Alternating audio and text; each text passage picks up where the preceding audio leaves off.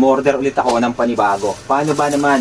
Napakasulit naman talaga kasi kapag 6 na piraso na ang natanggap mo na packing tape, transparent, 200 meters ang kapal. Tingnan nyo naman mga boss. Hindi siya basta-basta mga boss, hindi siya basta-basta napuputol, kaya maganda talaga ang quality ng packaging tape na to. 6 na piraso na to mga boss kapag nag-order kayo. At ang maganda pa dito, mabilis lang siyang i-deliver mga boss. 1 day o 2 to 3 days mga boss, tanggap nyo na agad. Ito nga mga boss yung ginagamit ko kapag nagbabalot ako ng parcel ko. Okay? So isang piraso nito mga boss, ilang parcel lang nababalot ko. Sa kapal ba naman na yan mga boss? At syempre sa napaka-affordable na halaga, 6 na piraso na ang matatanggap mo.